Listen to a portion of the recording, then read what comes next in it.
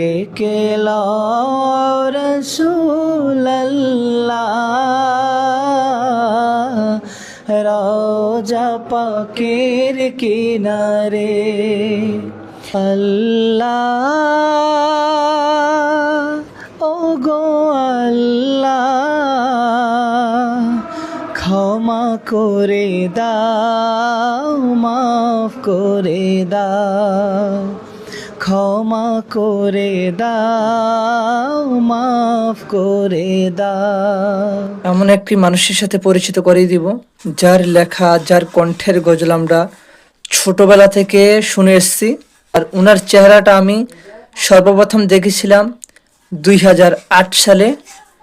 প্রিয় ভাই শিল্পী মুফতি আব্দুল মুঈন খান, আব্দুল মুনাইম খান ভাই, এবং তিনি নিজ কণ্ঠে ডেকে লও রসুল আল্লাহ, আল্লাহ গো আল্লাহ, তারপর বিদায় বেলা, হে রাসূল তোমায় ভালোবাসি, তিনি গিয়েছেন। পাশাপাশি আমাদের আব্দুল্লাহ আল হাদি ভাই আছে। আর এই হচ্ছে গিয়ে তিনি সম্মানিত লেখক, যার গজল, যার লেখা বাংলাদেশের প্রত্যেকটা মানুষের একেবারে ছোট ছোট ফোনের মধ্যেও আছে। মহিউদ্দিন নূর ভাই, তিনিও আমাদের সাথে আছেন। আমি একটু তাদের সাথে একটু 1 মিনিট কথা বলি। আব্দুল মুনাইম খান ভাই, আপনার কাছে যেটা জানতে চাবো সেটা হচ্ছে যে এই যে আপনার সঙ্গীতগুলো বাংলাদেশের সকল মানুষে শুনে, হ্যাঁ, আপনার কাছে কেমন উপলব্ধি হয়? আপনি কিন্তু তেমন পরিচিত না, এটা আপনিও জানেন, বাদ বাকি আপনাকে অনেকে চিনে না, কিন্তু আপনার সঙ্গীতগুলো সবাই শুনে, আপনার কাছে কেমন লাগে? এবং এই যে সঙ্গীতগুলো বাংলাদেশের মানুষের কাছে কাছে কাছে পৌঁছাইছে, প্রত্যেকটা মানুষের কর্ণকহরে, ঘরে ঘরে, এটা কিভাবে সম্ভব হলো? আসসালামু আলাইকুম রাহমাতুল্লাহ। প্রিয় ইমরান ভাই যে বিষয়টি জানতে চেয়েছেন, আমার ব্যক্তিগত অনুভূতি হলো বাহারে শরীয়ত মুজাদ্দিদে জামান আল্লামা শাহ সুফি মোহাম্মদ মুহিবুল্লাহ রহমতুল্লাহ আলাই, তিনি এই জুলফিকার হামদনাথ গজল পরিবেশক দল তিনি যে উদ্দেশ্যে প্রতিষ্ঠা করেছিলেন সে 1990 সালের দিকে।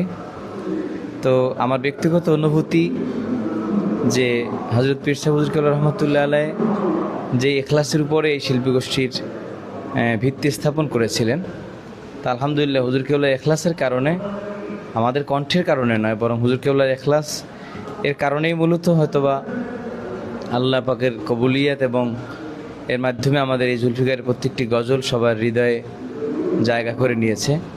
আমরাও যারা গেয়েছি, যারা লিখেছেন, সবারই একটি আন্তরিকতা নিয়েই, হৃদয়ের অনুভূতি থেকে, হৃদয়ের মণিকোঠা থেকেই আমাদের এই সঙ্গীতগুলো বলা।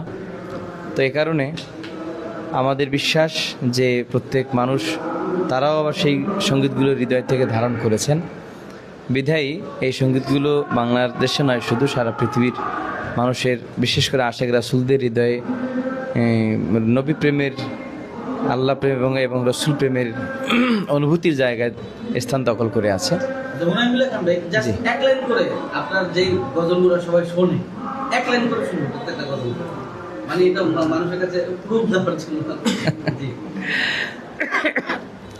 আসলে আমাদের এই সঙ্গীতগুলো তো অনেক আগে গাওয়া হয়। আব্দুল্লাহ আল হাদি ভাই আমার আগে যিনি পরিচালক ছিলেন, এরপরে আমি, এরপরে লেখার জগতে আমাদের প্রিয় ভাই মহিউদ্দিন বিন নূর, তো আরও অনেক আগে, আমি পরিচালক হওয়ার আগ থেকেই তার এই লেখনী।